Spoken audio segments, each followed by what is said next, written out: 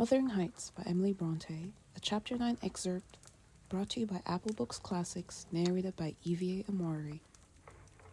My companion sitting on the ground was prevented by the back of the settle from remarking his presence or departure. But I started and bade her hush. "Hush! Why?" she asked, gazing nervously round. "Joseph is here," I answered, catching opportunity to roll off his cartwheels off the road. "And Heathcliff will come in with him. I'm not sure whether he were not at the door this moment."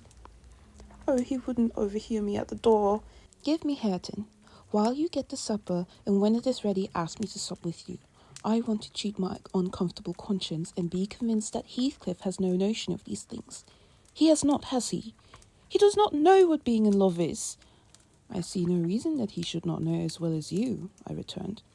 "And if you are his choice, he'll be the most unfortunate creature that has ever been born. As soon as you become Mrs. Linton, he loses a friend and love and all. Have you considered how you'll bear the separation, and how he'll bear to be quite deserted in the world? Because, Miss Catherine, he quite deserted. We separated," she exclaimed with an accent of indignation. "Who is to separate us, pray? They'll meet the fate of Milo, not as long as I live, Ellen, for no mortal creature. Every Linton on the face of earth might melt into nothing before I could consent to forsake Heathcliff. Oh, that's not what I intend, that's not what I mean. I shouldn't be Mrs. Linton were such a price demanded. He'll be as much to me as he has been all his lifetime. Edgar must shake off his antipathy, and tolerate him, at least.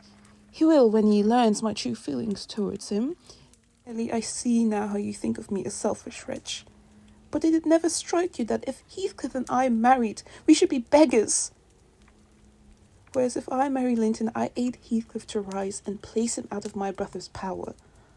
"With your husband's money, Miss Catherine," I asked, "you'll find it not so pliable as you calculate upon, and, though I'm hardly a judge, I think that's the worst motive you've given yet for being the wife of young Linton." "It is not," retorted she. "It is the best. The others were satisfaction of my whims, and for Edgar's sake too. To satisfy him, this is for the sake of one who comprehends in his person my feelings to Edgar and myself. I cannot express it, but surely you and everybody have a notion that there is or should be an existence of yours beyond you. What were the use of my creation if I were entirely contained here? My great miseries in this world have been Heathcliff's miseries, and I have watched and felt each from the beginning. My great thought in living is himself. If all else perished and he remained, I should still continue to be. And if all else remained and he were annihilated, the universe would turn to a mighty stranger. I should not seem a part of it. My love for Linton is like the foliage in the woods. Time will change it, I'm well aware. As winter changes the trees, my love for Heathcliff resembles the eternal rocks beneath. It's also little visible delight, but necessary. Nelly, I am Heathcliff. He's always in my mind, not as a pleasure any more than I'm a pleasure of myself, but as my own being. So do not talk of our separation again. It is impractical, and—" She paused and hid her face in the folds of my gown, but I jerked it forcibly away. I was out of patience with her folly.